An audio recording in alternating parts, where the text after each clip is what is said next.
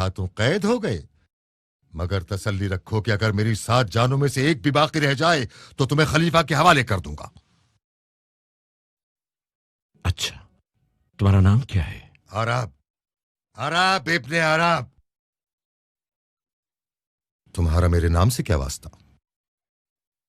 خدا کی پناہ عرب کی جہالت سے۔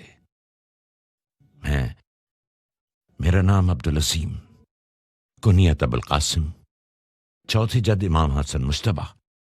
پہلے پہچان لو، پھر مجھے خلیفہ کے حوالے کرنا۔ اگر تمہارا دل کرے تو آل علی اور آل عباس کی دشمنی کی کہانی تمہیں سناؤں، اس کا سننا بیکار نہیں جائے گا، کم از کم قید کی تنگی کو کم کر دے گا۔ میرے کان فالتو نہیں ہیں، 1000 دفعہ سن چکا ہوں، بیکار باتیں مت کرو۔ باتیں کر کے کیا چاہتے ہو؟ ایک لگاؤں تاکہ تمہاری یہ چپتی نگاہیں دیکھ نہ سکیں؟ نہ بات کروں نہ دیکھوں، چلو ہاتھ تو کھولو تاکہ کم سے کم تمہیں سہمت ہو۔ کھول دوں تاکہ تم بھاگ جاؤ؟ کیسے بھاگ جاؤں؟ مجھ سے ڈر کیوں رہے ہو؟ تم سے نہیں ڈر رہا ہوں، اپنے آپ سے ڈر رہا ہوں کہ کہیں تمہیں جان سے نہ مار دوں۔ زندہ عبدالعظیم کی قیمت ہے، نہ کہ مردہ کی۔ حق ہے کہ علی کی اولاد سے ڈرنا چاہیے، جوان سے بوڑھے تک۔ میں نے نہیں سنا کہ کسی سینہ بہ سینہ جنگ میں کسی نے ان کو ہرایا ہو۔ اولاد علی کی بات حجت ہوتی ہے۔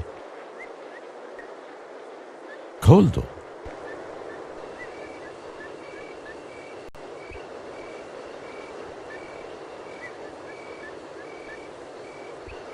شراب نہ ہوتی تو زندگی پتھر کے جیسے ہوتی، پیو گے؟ ہم بغیر پیے ہی مست ہیں۔ حرام ہے؟ وہ بات پوچھو جو نہیں جانتے۔ واقعی میں نہیں جانتا، خدا کی حکمتوں کو نہیں سمجھ پاتا۔ شراب حرام ہوتی تو پیدا کیوں کیا؟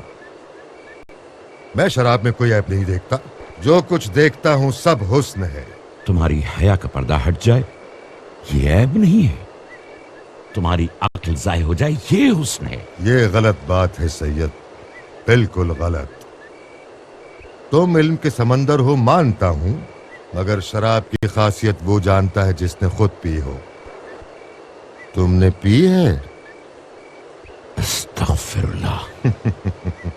شراب پینے کا استاد میں ہوں۔ بہت سے لوگ مست ہو جاتے ہیں، ایک پیتا ہے تو بے حیا ہو جاتا ہے، یا تمہاری بات کے مطابق بے عقل و بے شعور، مگر ایک پاک سچ بولنے والا اور نرم دل ہو جاتا ہے۔ بعض لوگ شراب پی کر فرشتے ہو جاتے ہیں۔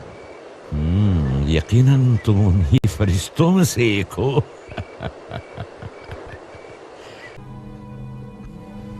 کچھ کپڑے ہیں جو ہم دونوں پہنا کریں گے، کچھ روٹی دہی اور پیاز ہے جو دونوں ساتھ کھایا کریں گے۔ صرف شراب مت مانگنا، میں کچھ نہیں کر پاؤں گا۔